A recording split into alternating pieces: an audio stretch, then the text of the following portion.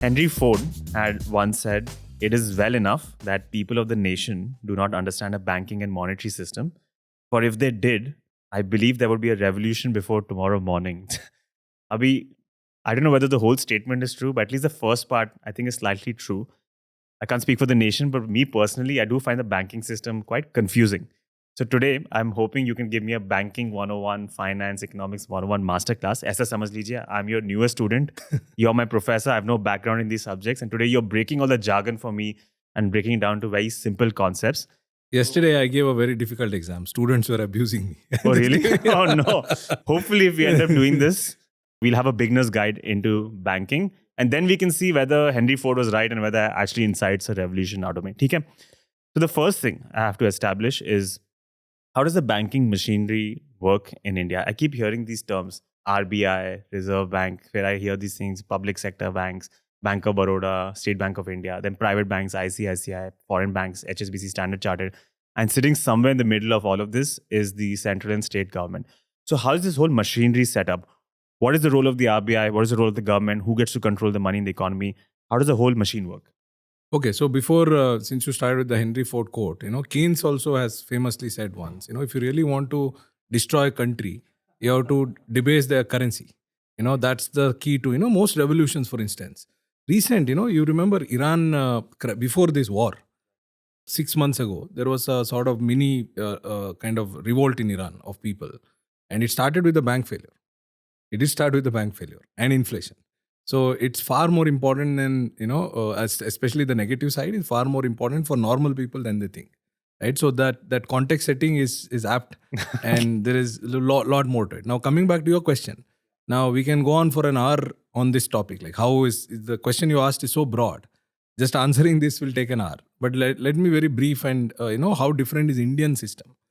Now, in India, government, as you said, most of the banking is done by government banks, which is very it used to be the case several years ago all over the world. In the 1980s, there's a paper which showed that 54% of the banking is government, but rest of the world has moved on. It's mostly private. Something very different about India, even today, 60% of lending is done by banks, government banks. Is that a good or bad thing? It is good in a crisis, because in a crisis, it will bring in stability, but normally it is not good. Because most people, even today in India, lack access to credit. We nationalized the banks. And by 2014, only 50% had bank accounts. Forget about access to credit. Even today, the fact that we have to give group loans. Why don't you have group loans in the US?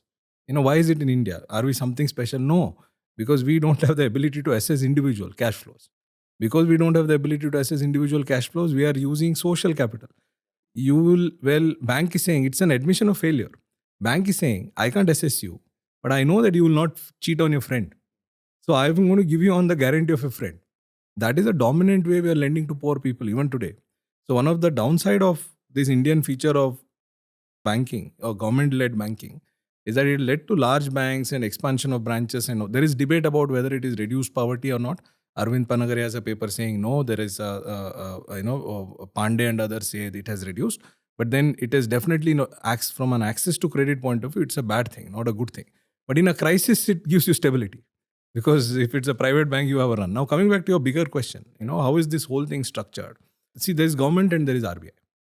Government actually has, ideally speaking, they don't have a role. They are like a owner of some of these institutions. That's all. That's the role of the government, technically speaking. They own some of the banks. It's like Kotak owns Kotak Mahindra Bank or has some stake in, like government has stake in SBI, Bank of Baroda. That's the role of that's it. Beyond that, technically speaking, that's the role of the government.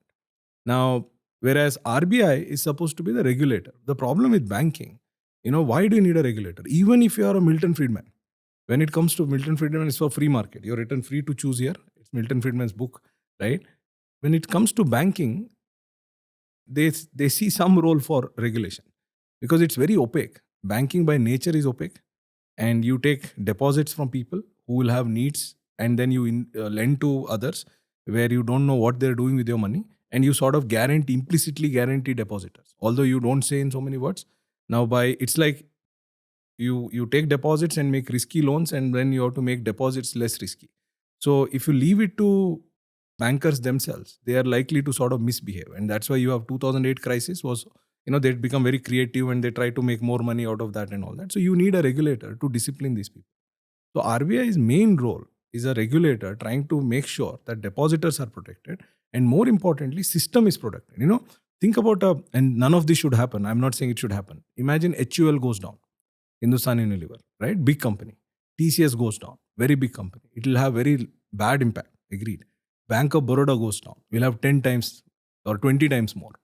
The impact of Bank of Baroda. SBI goes down is unimaginable. SBI goes down, you can clearly say 3-4 years of recession, our growth will collapse and all that. I'll give you an example. 2019, our growth rate, because of COVID, we have forgotten this. Banks, we did something called asset quality review. We cleaned up all the banks. From 2008 to 2015, we were misbehaving, where RBI did not do its job.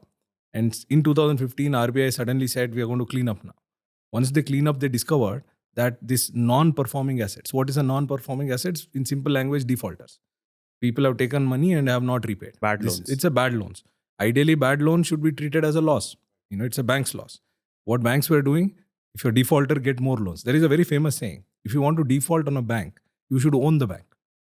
If you don't own the bank, if you default, the bank will come after you. Which means you should be big enough. As if you're big enough, you default, bank will try to hide that default. This is what zombie lending is. Zombie lending, evergreening and all of that. That's what we were doing. Now, 2015, 16, 17, we did asset quality review and we discovered that actual NPAs which accumulated over 10 years was like 10%. 10% of banks' total assets, which means they did not have capital. There was no cushion left for depositors. So which actually, to cut a long story short, why banking is important. Our growth rate after that, you had NBFCs failing. You may remember ILFS collapsed, Diwan Housing collapsed, many NBFCs collapsed.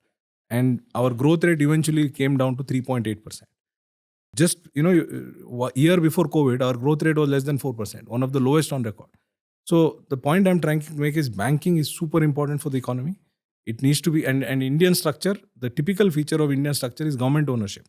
One more feature which is typical of India is cooperative banks. Since you let what states do, you have cooperative banks, which is like group of people coming together, and there are hundreds and thousands of that. My estimate is half of them are insolvent. They are not well regulated. Politicians control them. This is one time bomb. Someday it will show up. That's another thing that is different about India. Good thing that has happened is now you have all the new age fintech and post UPI. Our payment system has become very good. See, what we have solved in India is this account balance, access to savings. That we have solved. That is done really well. But access to credit remains a challenge. That remains a very big challenge. Even today, most people don't have individual credit. Go and check whether your driver, maid or anyone can get a individual loan. Group loan they'll get, unsecured. Of course, if they pledge gold, they'll get. That's not access to credit. Pledging gold, the biggest category, fastest growing category in India in the last 4-5 years is gold loans. Gold loan is like you give currency and take another form of currency. That is not access to credit. Access to credit is like you and me go. You go to a bank and pre-approved and all of that. So challenge is access to credit. So this structure has created a challenge in India. Unlike US, in US you have large banks and you have a lot of small banks. There are thousands of banks, right? Which can, and they compete.